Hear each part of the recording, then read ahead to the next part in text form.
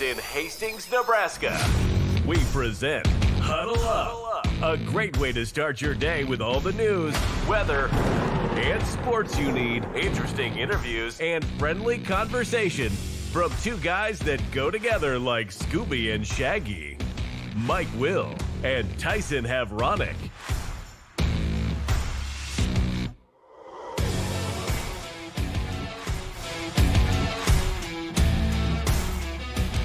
Well, good morning, everyone. Welcome to another edition of Huddle Up here on Extreme Sports. Welcome to a Wednesday, the 22nd day of April, 2026. Mike Will and Tyson Havronic ready to get your day started the right way with all of your news, weather, and sports that you need to get out the door here this morning. The Nebraska baseball team, they were in action last night, a non-conference midweek game down in Lawrence, Kansas. They lost to the Jayhawks last night by a score of 9-7. We'll talk about that game here this morning. Freshman Drew Grego continues to earn national awards for his performance last week during a 4-game stretch for the Huskers. The Nebraska softball team was in action last night. They played at Connie Clausen Field in Omaha and beat the Mavericks by the score of 11-4.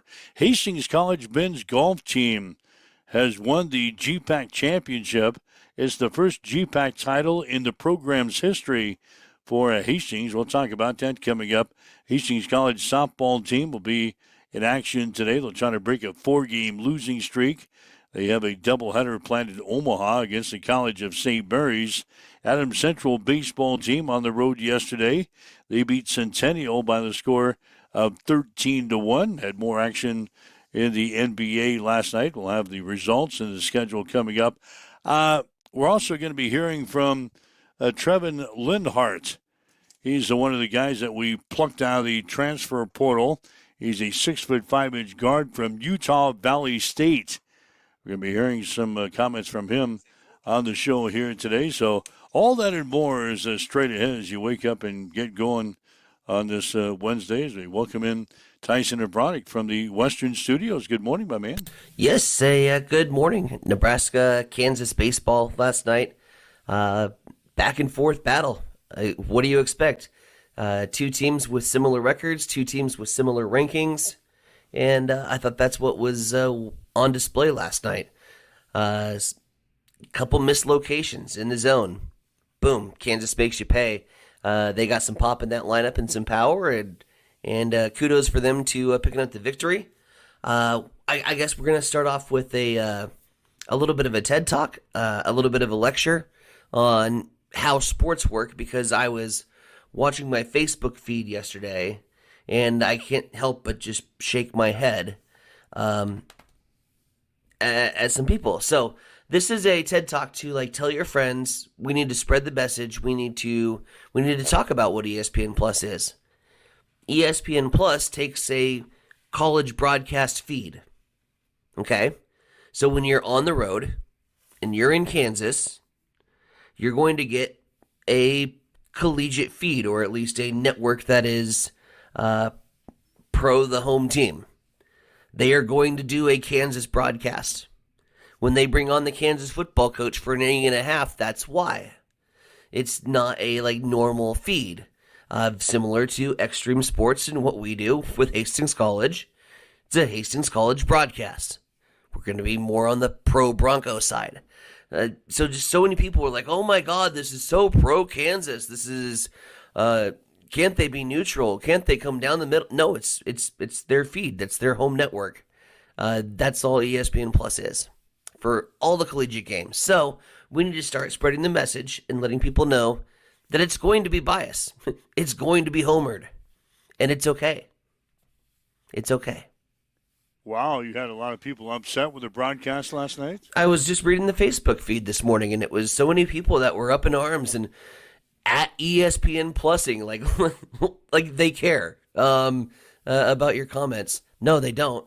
First of all, but also, again, it's a college feed. It's going to be amateur-esque. We just need to know that.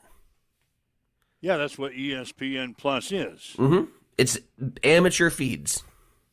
Regardless of what sport it is, you're picking up like Tyson mentioned, Yeah. usually the opposing team when we're on the road. When we're at home, we've got Nebraska broadcasters doing. In fact, we know several. Yes, several broadcasters that supply the ESPN Plus feed when we're at home. And I think people just get confused because they see the letters ESPN and they think it's part of the network that hires the best sports people, right? Like, no, they just literally take a feed. It's a great business model, by the way. Yeah, I think like the NAIA national tournament when we were up in Sioux City. ESPN3. Yeah, they hired some people locally to do the broadcast. I ran camera for ESPN3 in 2006 when Hastings College won the NAIA national championship. So, yeah, they do very similar things for ESPN3, ESPN Plus. That's how that network is put together. And like you mentioned, that's kind of the way this network is put together. Yeah. When we go out on the road and do Hastings College games, we try to be impartial, but when you follow a team for the entire season, naturally you lean a little bit Hastings College way. We do Hastings College interviews basically on this network. You do a much better job of trying to stay impartial than I do. Yeah, I'll just point that out. Like we'll just that's Exhibit A. I'm a Homer broadcaster, and I'm not ashamed to admit it. You lean heavily to the home side. Well, the people that are listening to my broadcast are listening to my broadcast for one team. So, yeah, that's not necessarily the case. And here's it's not necessarily the case. I will say here's what I always told people because I was complained about by opposing schools when I was a high school broadcast. Before we moved over and we started picking up Hastings College stuff, people would complain. Oh my God, he's so biased towards one team. And the way I would handle these phone calls is your school didn't pay any of my bills. Your community didn't pay any of my bills. I don't have any of your community sponsors on my show or on my broadcast. That's a good comeback. It is. That's a good comeback. I'm getting no money from your area. So, yeah, I'm going to lean heavily to the home side. I'm a homer.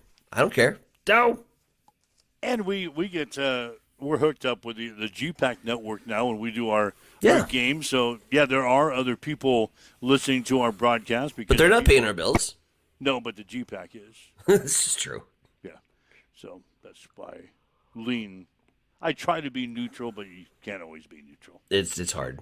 All right. Well, thanks for the little lesson. Just TED Talk to our listeners, to our listening fan base. Like, it takes a village. It takes a village. But I don't want to see any more ESPN Plus face-bashing Facebook posts when all they're doing is providing a service for you to watch a game that you previously would have been unable to watch. Well, maybe at class today you can go over that. It's a good call. Yeah, you can maybe get up in front of the class and maybe preach about that like you did here. That'd be all right. There you go. All right, waking up with Mike and Tyson here this morning. This is a Wednesday. It's Administrative Professionals Day today. Wanted to throw that in. We used to call it Secretary's Day. Do we have an administrative professional? Who screens our calls? I take usually all the calls throughout the day. But she pays our bills. She writes our checks. A bookkeeper. The bookkeeper. She's probably our administrative professional. I'm not doing anything. I'm not buying her flowers today. I'm not taking her out to eat for lunch. But it is Administrative Professionals Day today. So if you're owning a business and you have an administrative professional that you need to recognize, maybe you need to do something nice for her today. The bookkeeper wouldn't let us go to Vegas, and she's turned down a lot of our requests, so she's probably not on our most favorite administrative professional. But she does give us holidays. She does give us a few holidays off. She does write our checks, but hell, you and I have been trying to get to Vegas for 2 years to do this show. Vegas, Keeneland, for the Breeders' Cup. Oh, yeah, she's turned that down. Oh, that's down? Well, I don't know. I haven't approached it. That was for next year. That's in next year's budget. Remember when we had Schleicher on? That's right. He was trying to get us down to Keeneland for the ponies. Wants to go down to the Breeders' Cup. Yeah, that was in the next year's budget. We haven't crossed that bridge yet. So, anyway, waking up with Mike and Tyson here this morning. If you'd like to chime in, 402-834-1330. 402-834-1330. That's the Hamilton Telecommunications fan line. If you'd like to leave us a message on our social media sites, we're monitoring those comments as well. New York Mets, they've now lost 12 games in a row. Minnesota beat the Mets last night, scored 2 runs in the 9th inning to beat the New Yorkers 5-3. Devin Williams, who inked a 3-year, $45 million contract with the Mets over the winter and inherited New York's closer role from Edwin Diaz, entered the game in the 9th inning, score tied 3-3. You expect your closer to go out there and shut the door. Well, he failed to retire any of the 5 batters that he faced.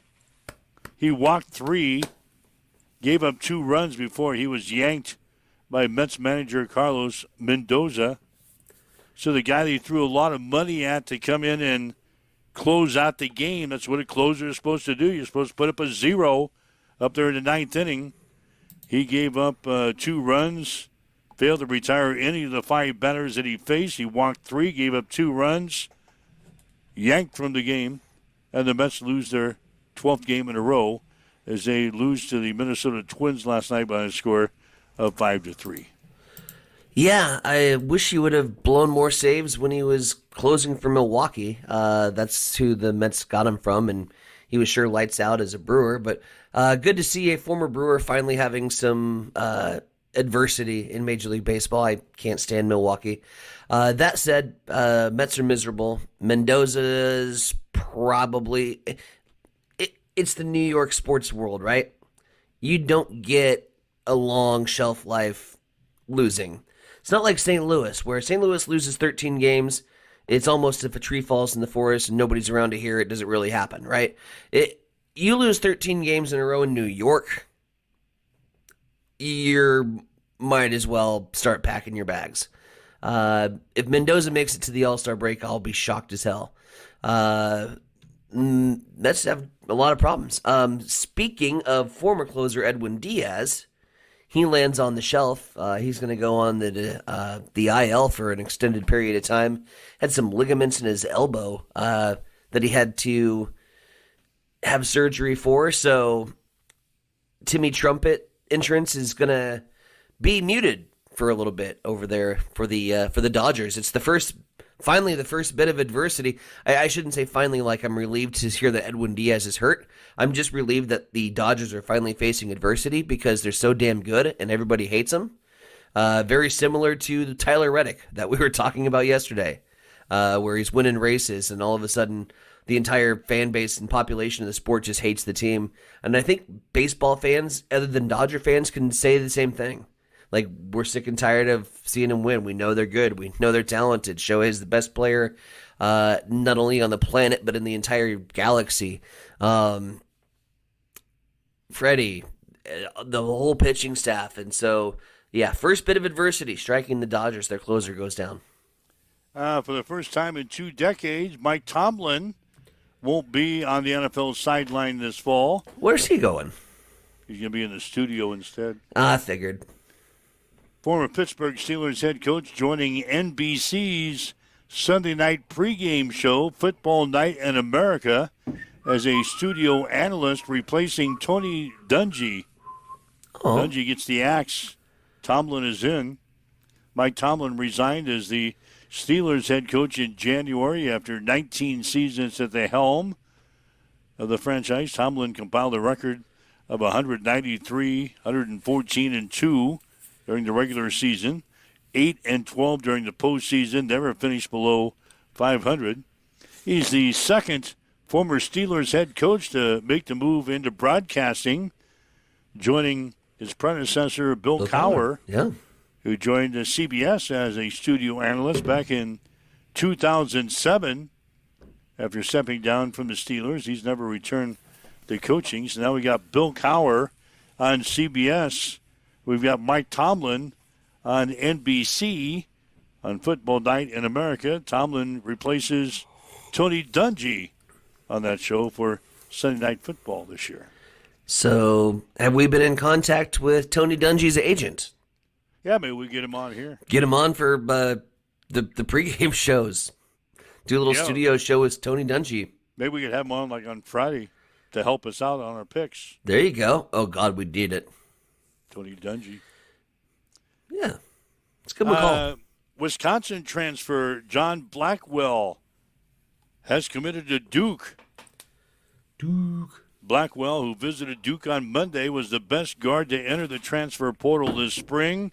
6'4" guard, earned third-team All-Big Ten honors this past season after averaging a career-high 19.1 points, 5.1 rebounds, 2.3 assists, shooting nearly 39% from three-point range. So John Blackwell transferring from Wisconsin to Duke. I'm starting to put together my bracket for next year. Mm-hmm. We kind of talked about Arkansas getting a bunch of transfers, and it looks like Duke has come up with one of the best players in the portal. Yeah, but John Blackwell. Don't put them further than the Elite Eight because they have a tendency to choke in March. I had him in my championship game. This is year 2 in a row that I've had him as my champion, and they've choked. Yeah, you finished on page 3. I did not finish very highly 2 years ago, and this year I think you finished 120th or 121st in your bracket challenge. Started from the bottom, now we're here. That's what I'll be saying next March. Started from the bottom, now we're here. You know what? The more and more I hear from these transfers that Nebraska has brought in, the more and more you want to place a futures bet on Nebraska winning a national championship? Yeah, we weren't that far away. No, really. I know. We were in the – we should have been in the Elite Eight. Yeah. We had the lead for 38 minutes of that game. We forgot how to play basketball for 2 minutes. And that cost us. Yep. That's how close we were. We're getting some great players in, at least on paper. We haven't seen – I haven't seen a lot of games from Utah Valley State. Precisely. To really check out Trevin Lindhart, who we're going to have on the show here in just a little bit. But just the things that they are saying in these audio cuts that I've been grabbing the last couple of weeks from these guys, I'm getting excited about Nebraska. And that's odd to say. You're skipping football season entirely. Yeah, I'm getting excited about Nebraska basketball next year. Oh, by the way, we got the football season coming up. Yeah, when did we become Kansas that we're already talking about next year's hoop season, right? That's what success will do.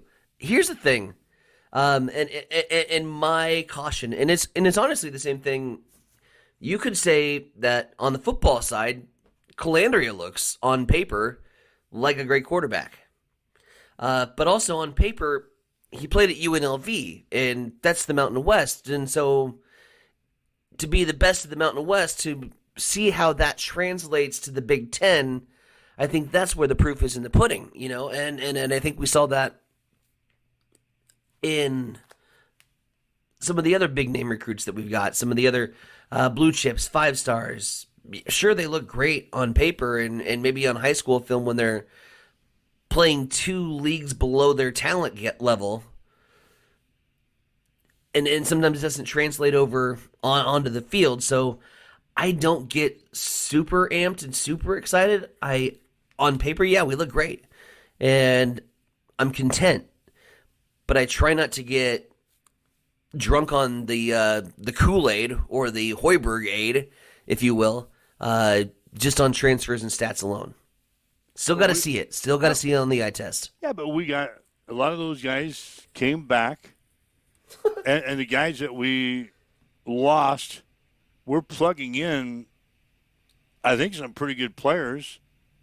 But like I said, I haven't seen a lot of the Utah Valley State games in the past, so I don't know how good this Trevin Linhart is. Sure. He's going to be 6'5". He talked about being the point guard for the Huskers. That's a pretty good sized point guard.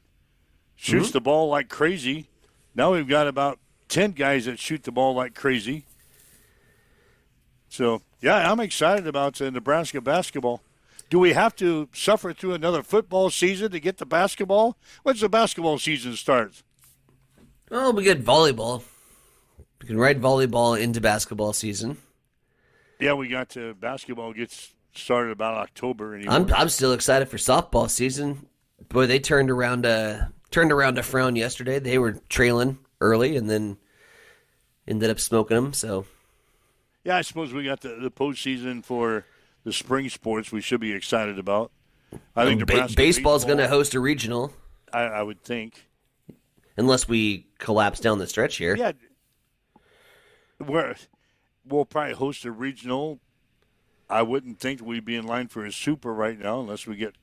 Not at the moment. We gotta get hot. We gotta get extremely hot here at the end of the season. So, but we've done that before. Yeah, we got hot. Well, last 2 years in a row, we've been like the last seed in the conference tournament, and then we get hot in the conference tournament. But it's so much ground to make up. Now you're going to be one of the top seeds in the conference tournament going in.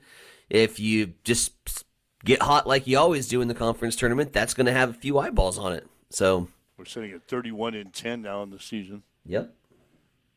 We got to start winning some of these midweek games. We got any of these things left? I hope not. I hate them. You hate them. You've been saying that for a couple of weeks now. We haven't performed well in some of these midweek games. Nope. And that's going to come back to bite us, I think, at the end. Sure. I mean, especially when you have an RPI measuring stick like that. Yep. When they go so much, when they put so much in the RPI anymore. But again, it's not going to knock us any. I mean, well, we might. That was a game between two ranked teams.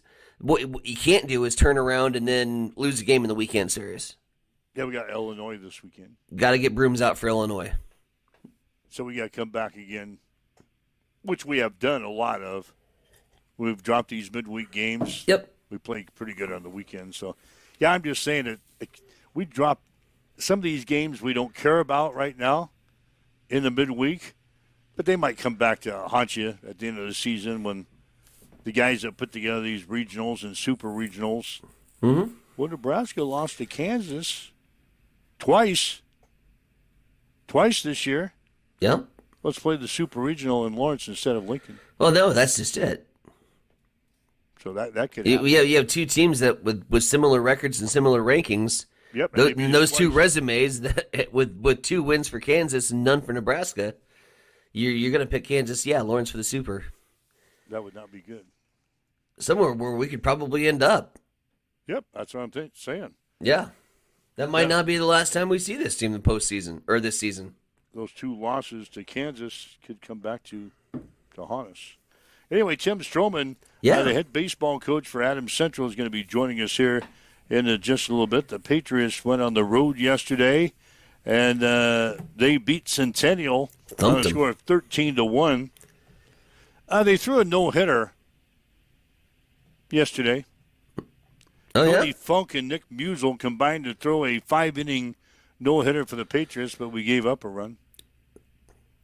That means strikes were not a thing. Similar in the minor leagues. There was a minor leagues game last night where they threw a no-hitter and lost. Really? Yep. Threw a no-hitter and lost. Now that takes some doing. Yep. When I was setting up Stroman for today, he says, God, we got to be one of the only teams that threw a no-hitter and give up a run. But now you're telling me a minor league team last night threw a no-hitter. Threw a no-no and lost. And lost the damn game? Yep. A bunch of walks? I had to have been a combination and a comedy of errors. I didn't see the box score, but I saw the headline. Yeah, I'm like, that tracks. It had to be a bunch of errors. Walks, hit batter, wild pitch, error. God, that'd be a disaster, wouldn't it? You throw a no-hitter and you lose the damn game. What more can you do, folks? Right. We'll talk to Stroman about that coming up. Yeah, he was upset that he gave up a run, threw a no-hitter and gave up a run. He texted me last night. Said, God, threw a no-hitter and gave up a run. Okay, but you won the game 13-1. So. Yeah, you won the game 13-1. And that's the most important thing. So we'll find out about the Adams Central fortunes coming up here when we talk baseball. You're waking up with Mike and Tyson here this morning. This is Huddle Up on Extreme Sports at 7:26.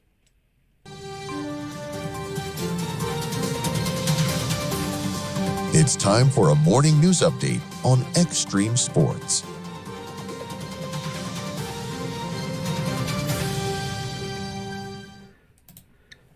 We'll start in Grand Island, where Mayor Roger Steele will be holding a press conference at 9 o'clock this morning to provide an update on the Good Life District and the ongoing negotiations with Woodsonia. This has been a big story in GI. The press conference will be held inside the City Council chambers. The press conference will be broadcast live on Grand Island Television and streamed online through the City of Grand Island's website. Governor Jim Pillen hosted a first ever open cabinet meeting for members of the media held in the governor's hearing room and streamed live. The session focused on core areas of his administration, including taxes, kids, agriculture, and Nebraska values. Agency leaders also detailed operational successes that were achieved during the current legislative session and since Governor Jim Pillen first entered office. And the U.S. Department of Justice is working with Nebraska officials to pull back from a state law that allows certain undocumented immigrants who grew up and graduated in the state to pay in-state tuition at public colleges and universities. The move is part of a continued push by the Trump administration to repeal similar laws nationwide. The proposed consent decree, which still must be approved by the court, would resolve the department's claims that Nebraska law unconstitutionally discriminates against U.S. citizens in favor of illegal immigrants. 7:27. Let's go over to the East Side Studios. Mike, what's going on in sports? Well, the Nebraska baseball team lost to Kansas 9-7 last night down in Lawrence, Kansas. Huskers scored 7 runs on 10 hits with an error. The Jayhawks scored 9 runs on 12 hits with no errors. Drew Grego drove in 2 runs with 2 base hits. Well, Jeske went 2 for 3 with a double and an RBI. Tucker Timmerman was the starting pitcher. He went 4 innings and gave up 3 runs and 5 hits. Nebraska is now 31-10 in the season and will play a 3-game series at Illinois coming up this weekend. Freshman Drew Grego earned multiple national awards for his play last week. He was named the Hitter of the Week by the National Collegiate Baseball Writers Association and to the Baseball American National Team of the Week. Grego led the Husker offense in a 4-game stretch last week, going 8 for 18 with 2 doubles, 3 home runs, 12 RBIs, and 6 runs scored.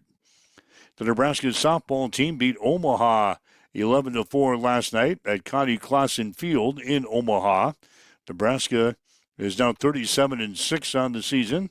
They'll play host to Iowa in a 3-game series coming up this weekend.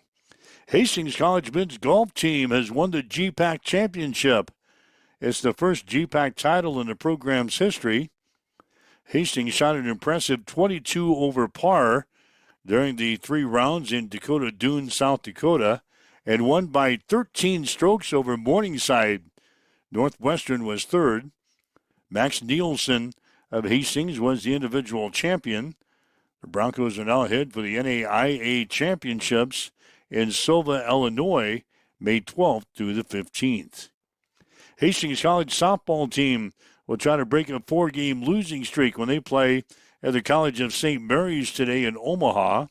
The Broncos are 13-22 on the season, 4-14 in the conference. After being swept by Briar Cliff and Northwestern over the weekend, game times today will be at 3 and at 5. The Adams Central baseball team beat Centennial 13-1 yesterday. Cody Funk and Nick Musel combined to throw a 5-inning no-hitter for the Patriots. Funk was the starter. He went 4 innings and gave up 1 run and no hits. He struck out 7, walked 1. Musel threw 1 inning and struck out 2. Cohen Rader had a couple of base hits and 2 RBIs for the Patriots. Adams Central now 12-6 in the season. They'll play a triangular with North Platte and Maxwell St. Pat's tomorrow in North Platte. Some of the other games, Central City Centura beat St. Paul Palmer 11-3. And York got by Norris by the score of 3-2. NBA playoffs from last night. Philadelphia beat Boston 111-97. That series now tied up at 1 game apiece. Portland defeated San Antonio 106-103. That series tied up at 1 game apiece. The Los Angeles Lakers beat the Houston Rockets 101-94. The Lakers lead the series 2-0. Tonight, Orlando plays at Detroit, and Phoenix is at Oklahoma City.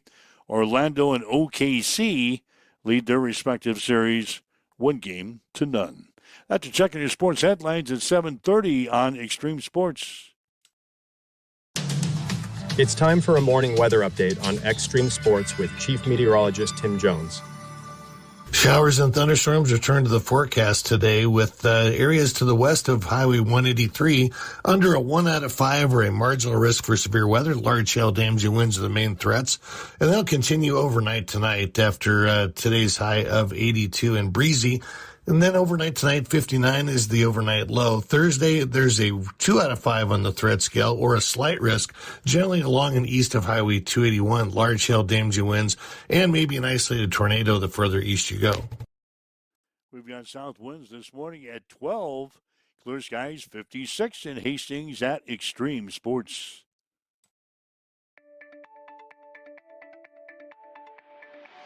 Hi guys, this is Justin Consrick with Adam Marshall Land and Auction. Just want to talk to you about how we do things. I talk to farmers every day. A lot of guys just want a simple, honest way to sell equipment.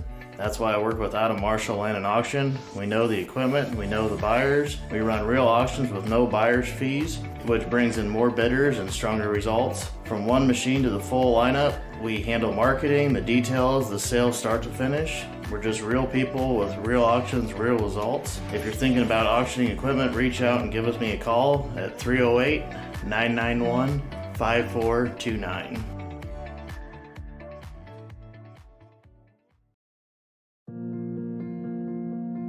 I'm John Butler, funeral director and owner at Livingston Butler Volland Funeral Home and Cremation Center in Hastings. And I'm Nikki Butler, the advanced funeral planning specialist. Whether you choose a traditional service, cremation, or a unique memorial service, our experienced staff is here to help guide you through every step. Visit us at lbvfh.com to learn more about our services and how we can support you. Livingston Butler Volland Funeral Home and Cremation Center. We are here when your need is greatest.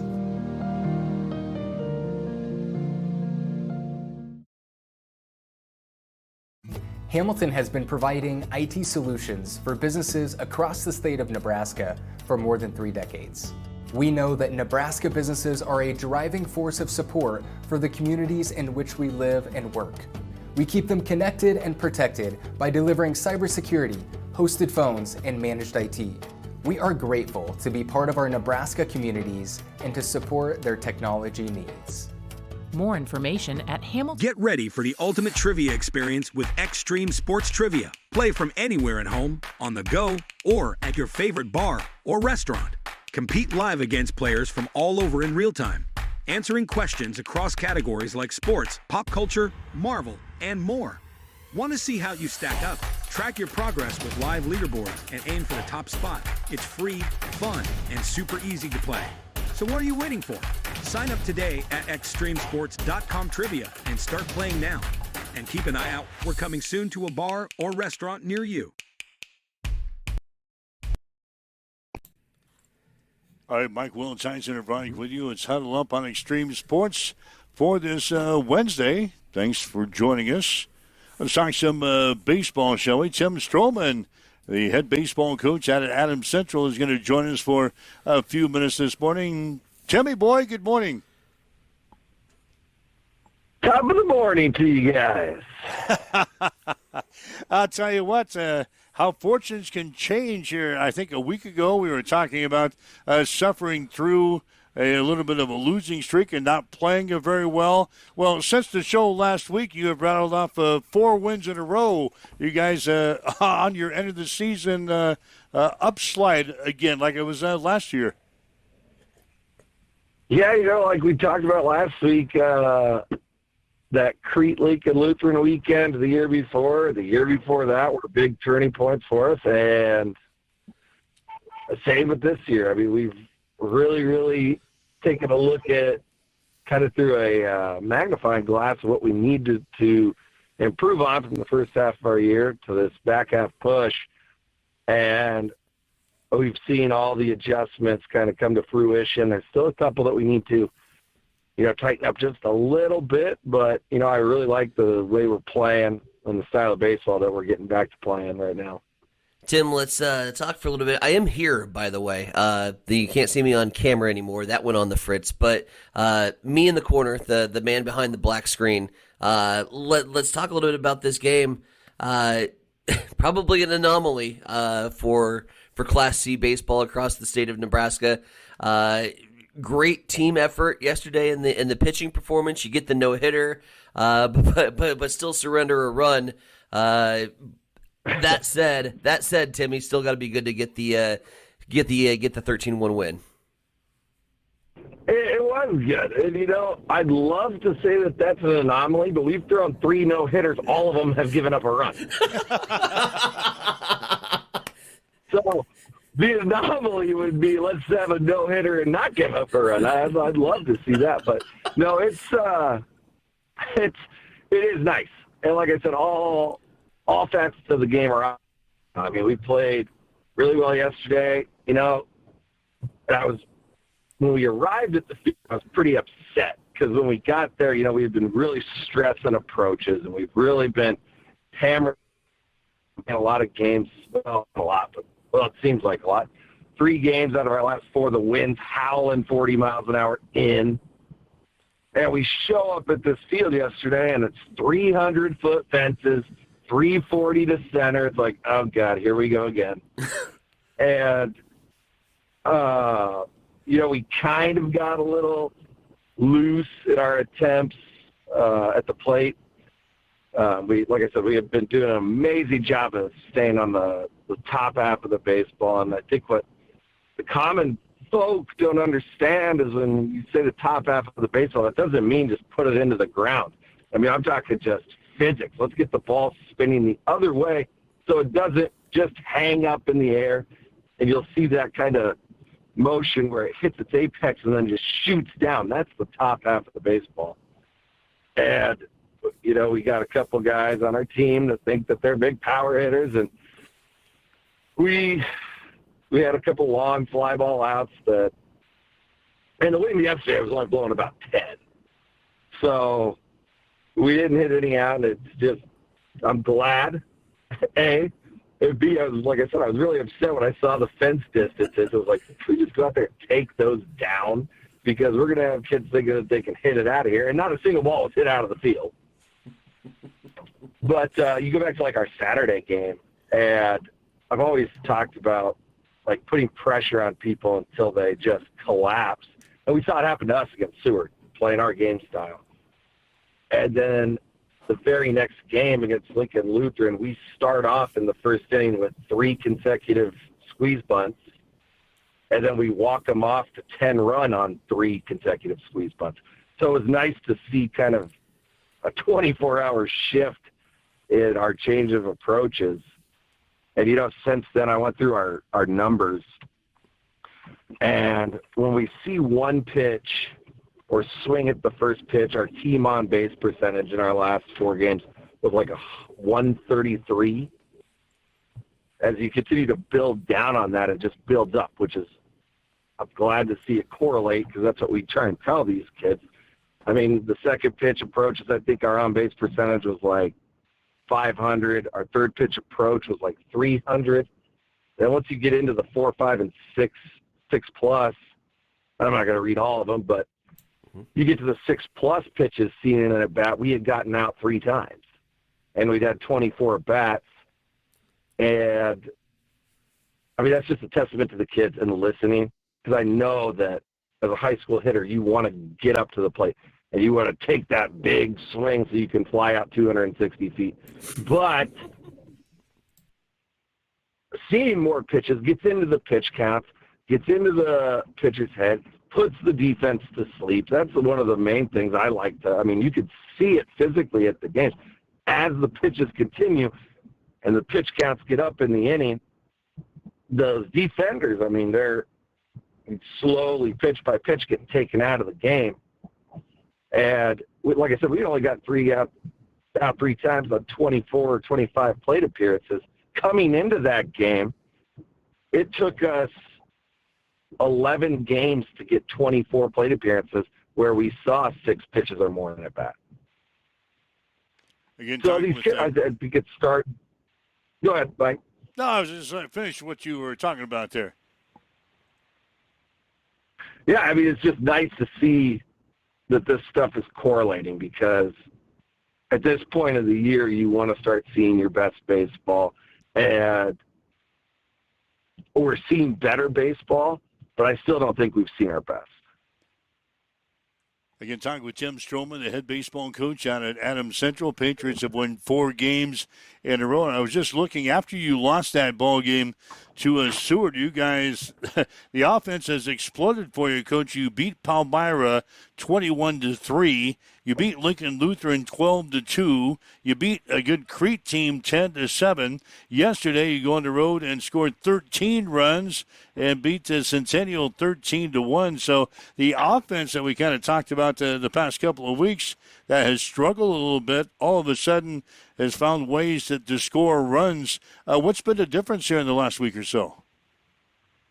It's amazing what you can do when you get guys on base.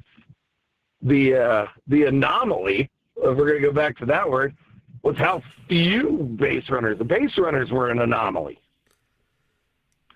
And, you know, we started off the season hot, and we started off the season swinging, and not really playing a lot of small ball. I mean, I'm always for adapting to what's going to work for your players, and if we need to change something, change it.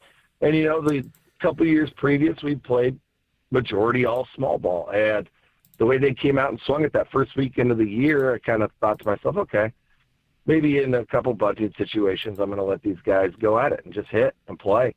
And we found out very, very quickly that it's either all or none, and can't rely on just being a one-trick pony.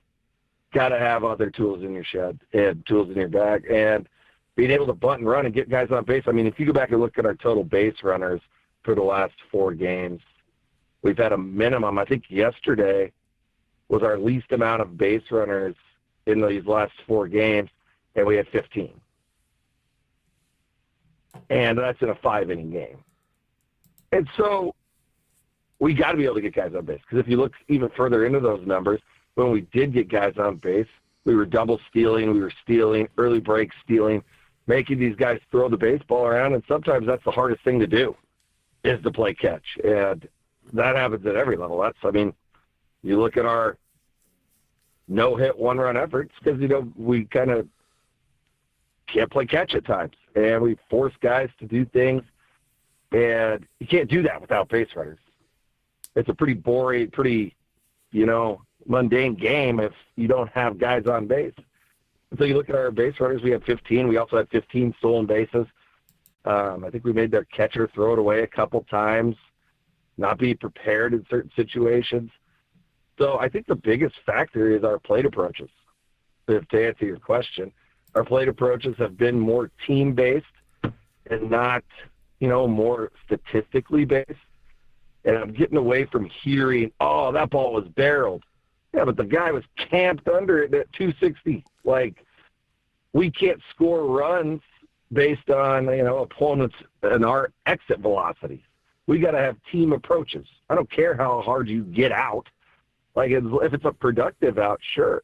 If we got guys on second and third and we can put the ball in play and ground out to the second baseman, I'll take that all day over 100,000 exit velocity, 300-foot fly ball. So, I mean, the kids are starting to, realize, it's kind of a difficult, we've talked about summer baseball, and it's kind of difficult because when you get into summer ball and showcase ball, that's what I guess is deemed important. And it's more of an individual effort. Right. And so seeing this spring sport, these kids are starting to buy in fully, and I'm not saying that they never were, but I think they're really starting to realize that they can't do it all themselves. They have to be able to sacrifice over. They have to be able to, help a team out, have a productive at bat. I don't care if your batting average improved. If you ground out to second base and score a run in a game where the wind's blowing in 40 miles an hour, that's as productive as we can get. And so it's nice to see them buying into that. Tim Stroman, head coach of Adams Central, joining us here on Huddle Up this morning.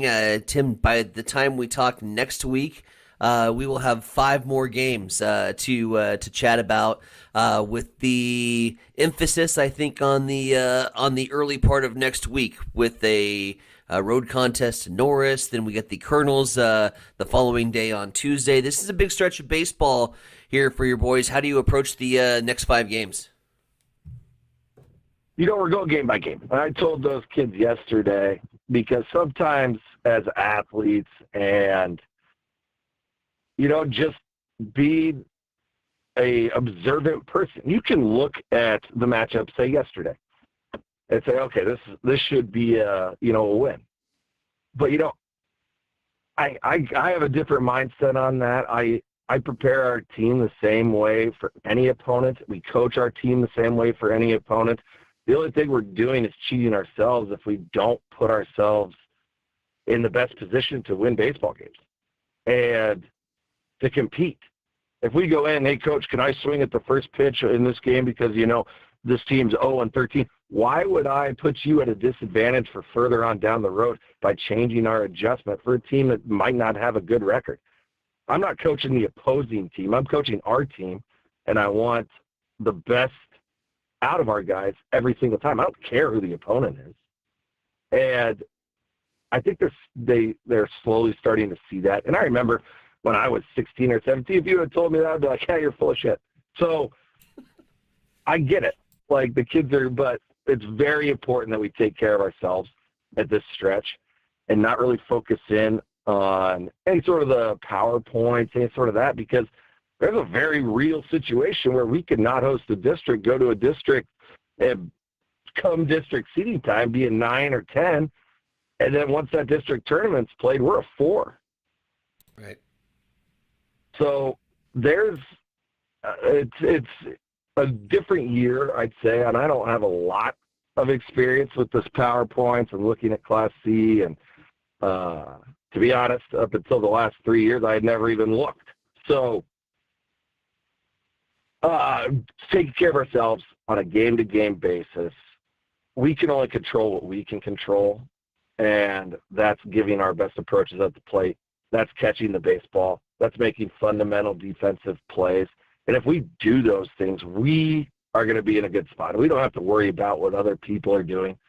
We just have to worry about what we're doing. And if we're doing things the correct way and giving the max effort in every game, regardless of the opponent, then I think we'll end up where we need to end up.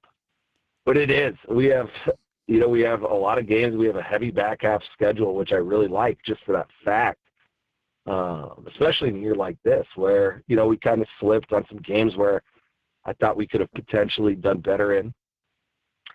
And it's nice to see, like you said, Mike, going uphill at this point. We're getting better each day. We're improving on the small things, and they're not a big, things that are like, hey, this is really going to hold us back, but we have to, work and clean up things every day just to keep getting better every day. All right, tomorrow on the road, Coach, at North Platte, you play the Bulldogs at North Platte, a pretty good opponent there, and then the Maxwell North Platte St. Pat's, a little triangular out to Bill Wood Field in North Platte. Winds will be howling out there, Coach. It's guaranteed. Anytime you go to North Platte, either you get the heavy wind or you get heavy rain, one of the two. So, last year we went down there, and we had the heavy rain the night before, and they had tarped it. And the next day, it was nice. It was sunny. There was no wind. I was talking to Ricky, the head coach out there. Yeah, everything's good to go. We're heading to the field here in about 30 minutes to take the tarp off, all this. We show up, and they have, heavy construction equipment hauling mud off of the infield. And I pulled up to him. I said, was that a serious text, or were you joking? He said, no, we did put the tarp on, but the sprinklers ran underneath it. That sounds like some of the events I have attended at that field as well, Coach. We hope you can. I'll tell you, that sounds like my life this time of year. I mean, I can't find my glasses, I can't find my pens, I can't find anything. I'm lucky to find my way to the field, but we do. And, North Platte's a tricky team. That's the same type thing. Like I was just talking about, you can't look at records. They just won their first game yesterday, but I can tell you, when people look at records, they don't look at everything. Right. They might look at, a one and whatever. They don't look that, half of their games, they have a doubleheader with Lincoln East. They have a doubleheader with Bell West. They have a doubleheader with all these powerhouse Class A teams. And, they're a Class A school. So we kind of ran into that and saw it at Norfolk. Not the greatest record, but they play great competition. They're well coached. They're playing teams every day where they have to be on their game or they're going to get walloped. And, they're in a Class A school. They have more kids in their senior class than we have kids in our building. So we've got to be prepared. And like I said, we're treating each game like it's our last. We're going out there like it is our, do or die situation, because essentially that's what it is. All righty, my man. You go out and grab a couple of wins tomorrow. We'll be catching up with you soon. Like you said, we got a lot of games coming up here in a short amount of time, and hopefully we'll get into the postseason here and do some damage. And we're playing baseball for a while. We are, and I forgot to tell you, last year at this point, the Crete Lincoln Lutheran series was the series where we made the kind of in-team bet where I had to wear this chain, which I now wear every game. Heck yeah. But we actually had a bet, and it was if we won the next 3 in a row, that I have to wear these kind of magnetic diamond earrings. Oh, no. So, like I said, anything to get the kids going, anything to get them done. So I had to order a 4-pack. But I did have 2 players also tell me that, hey, Coach, if you're not going to wear this pair, can I wear them? So it might be a little icy the next time you see us. So now you've got magnetic earrings you're wearing? Well, thank God the shipping hasn't pulled through yet. But, yes, to answer your question, there will be to a ballpark near you. Yeah, I can hardly wait to see you, Timmy boy. Hardly wait to see you. That's the first time I've ever heard that in my life, Mike. So that's a nice thing. Oh, with that gold change and your little earrings, you'll look great. You'll look great, Coach. So, Mike, again, that's. You just told me 2 things I've never heard in my life, so I really, really appreciate it. Well, I'll tell you one thing you have heard in your life, because I did it a couple times to you last year. I appreciate that you've been so focused on Adams Central baseball this time of year, because that means you're spending less time digging through in our weekly matchup last week, where I was able to defeat the Fighting Tim Stromans in fantasy baseball. I picked up win number 1 on the season, so I appreciate you laying down for me last week so I could finally get in the win column, sir. I just try to help everybody out.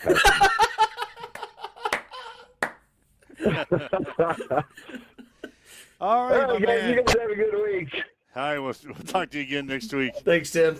That's we'll see ya. Strowman, head baseball coach for the Adams Central Patriots. Again, they've won 4 games in a row as they get ready to play North Platte and Maxwell, North Platte St. Pat's in a triangular tomorrow out in North Platte. Waking up with Mike and Tyson here this morning. This is Huddle Up on Extreme Sports.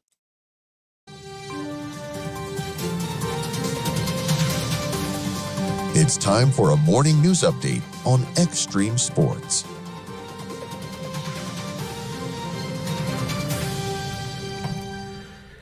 Well, we'll start off in the city of Grand Island, where Grand Island Mayor Roger Steele is going to be holding a press conference this morning coming up in about an hour from now at City Hall to provide an update on the Good Life District and the ongoing negotiations with Woodsonia. The press conference again held inside the City Council chambers of Grand Island City Hall. It will be broadcast on the Grand Island Television, GITV, and streamed online through the City of Grand Island's website. Meanwhile, immigration back in the news as the U.S. Department of Justice is working with Nebraska officials to pull back from a state law that allows certain undocumented immigrants who grew up and graduated in the state to pay in-state tuition at public colleges and universities. The move is part of a continued push by the Trump administration to repeal similar laws nationwide. The proposed consent decree, which must still be approved by the court, would resolve the department's claims that Nebraska law unconstitutionally discriminates against U.S. citizens in favor of illegal immigrants. It's now 7:56. Head back over to the East Side Studios. Mike, what's going on in sports? Well, the Nebraska baseball team lost to Kansas 9-7 last night down in Lawrence, Kansas. Huskers scored 7 runs on 10 hits with an error. The Jayhawks scored 9 runs on 12 hits with no errors. Drew Grego drove in 2 runs with 2 hits. Will Jeske went 2 for 3 with a double and an RBI. Tucker Timberman was the starting pitcher. He went 4 innings and gave up 3 runs and 5 hits. Nebraska now 31-10 in the season. They'll play a 3-game series at Illinois coming up this weekend. Freshman Drew Grego earned multiple national awards for his play last week. Grego was named the Hitter of the Week by the National Collegiate Baseball Writers Association and to the Baseball America National Team of the Week. Grego led the Husker offense in a 4-game stretch last week, going 8 for 18 with 2 doubles, 3 home runs, 12 RBIs, and 6 runs scored. The Nebraska softball team beat Omaha 11-4 last night at Connie Clausen Field in Omaha. Nebraska now 37-6 on the season. They'll play host to Iowa in a 3-game series coming up this weekend. Hastings College men's golf team has won the GPAC championship. It's the first GPAC title in the program's history. Hastings shot an impressive 22 over par during the 3 rounds in Dakota Dunes, South Dakota, and won by 13 strokes over Morningside. Northwestern was third. Max Nielsen of Hastings was the individual champion. The Broncos will now head for the NAIA Championships in Silva, Illinois, May 12th through the 15th. And the Hastings College softball team will try to break a 4-game losing streak when they play at the College of St. Mary's today in Omaha. The Broncos are 13-22 on the season, 4-14 in the conference. After being swept by Briar Cliff and Northwestern over the weekend, game times today will be at 3 and at 5. That's a check in your sports headlines at 7:58 on Extreme Sports.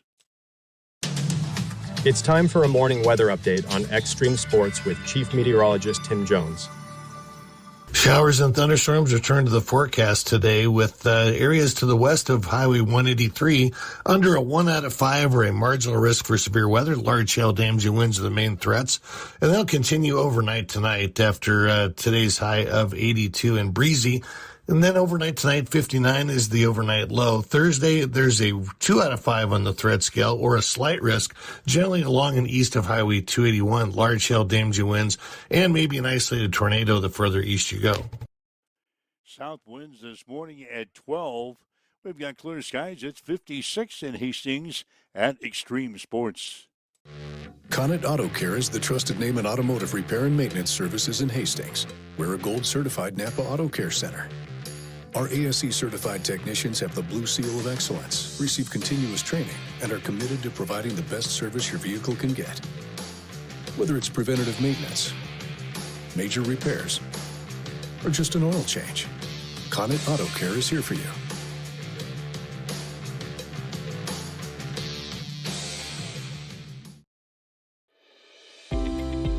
If you're looking to buy or sell a home, see the professionals at North Shore Real Estate of Hastings. Real estate is one of the largest and most exciting investments you can make, and the folks at North Shore Real Estate are here to make sure the process is a fun and rewarding one. They serve Hastings, Harvard, Blue Hill, Kennesaw, and several other communities within a 35-mile radius of Hastings. They'll give you the guidance and support you need throughout the entire buying or selling experience. Give them a call at 402-461-6930 or stop in at 100 North Shore Drive in Hastings. North Shore Real Estate. Excellent agents, outstanding results. When your family feels protected under our roof, they are free to dream, and you can get a personalized rate based on how you drive. Customize what you pay with Drive My Way, American Family Insurance. Give Matthew a call at 308-389-9124 or stop in at 204 North Walnut Street in Grand Island.